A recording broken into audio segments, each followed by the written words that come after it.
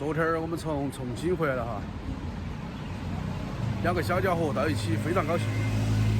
昨天晚上又在我们屋头睡了一觉。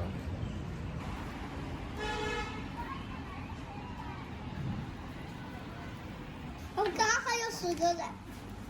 几个人？ 1、2、3、4、10个。你说几个人？10个。你都不用数了嘛，那么大了还要数？我们今儿吃啥子？3、4、5、羊肉粉儿。但你这边你那个铁器要落。我的眼。刚把粉儿吃完了，我带你们去干活，听到？哈。这儿现在牙齿有点不舒服，不在状态了。这样。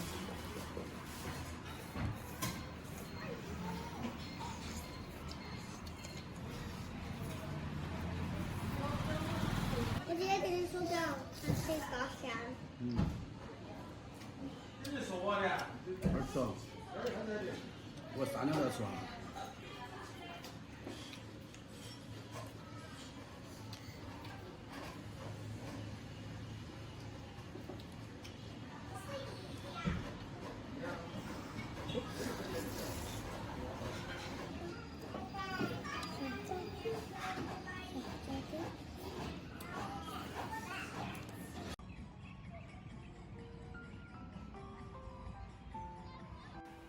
墙都已经有点发霉了。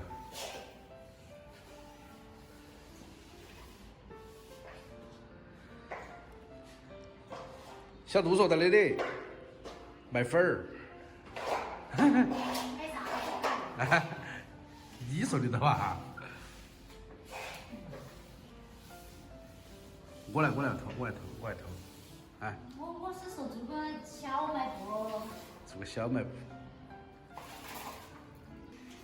看给你搞成那个样子的，租都不好租。墙也给我搞坏了，哦，我贴个纸在上面遮一下。看嘛，当时小杜就是叫我不要去打工，叫我在那里给他开那个食店儿，卖早餐。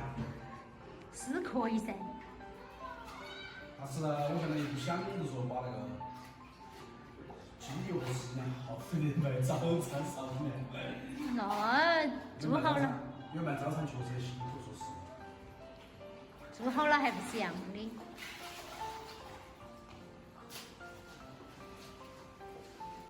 老板儿，对。你的房子得租。你来租嘛？哎呀，好烂了，那个看到有点不舒服啊，那个。那能够嘛？便宜点儿，租给我。你来租嘛？那是以前说些笑话。个人搞快点捡个广告，那出租几拿贴起。好，要得。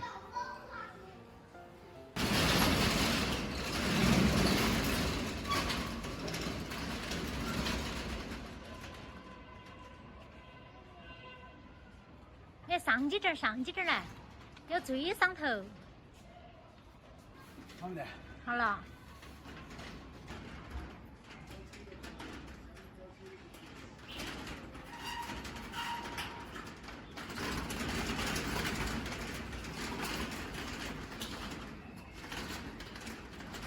来租来买哟。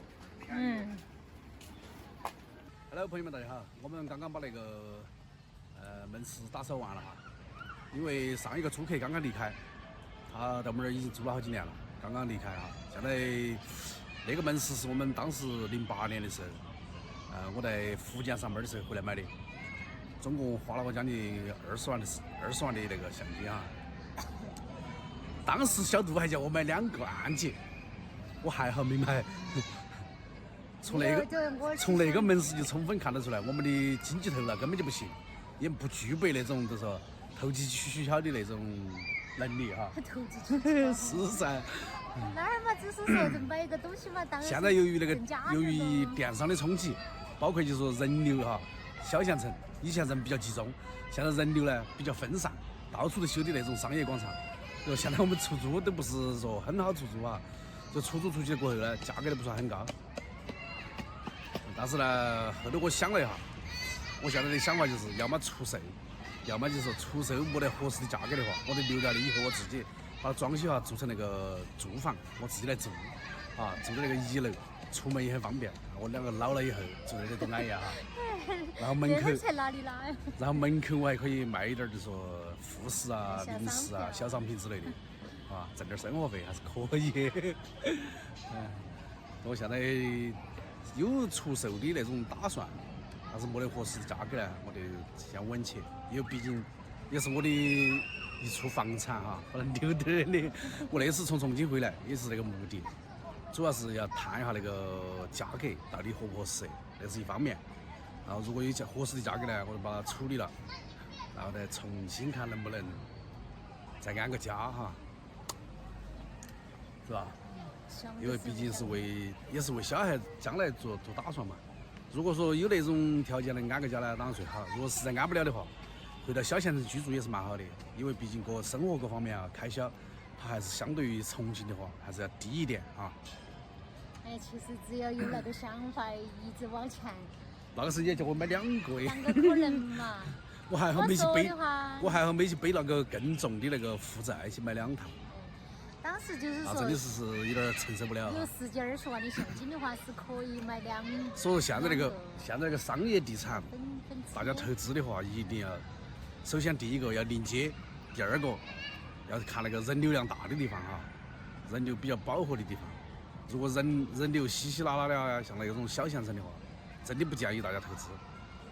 我们今天的视频就分享到此，我们下期再见。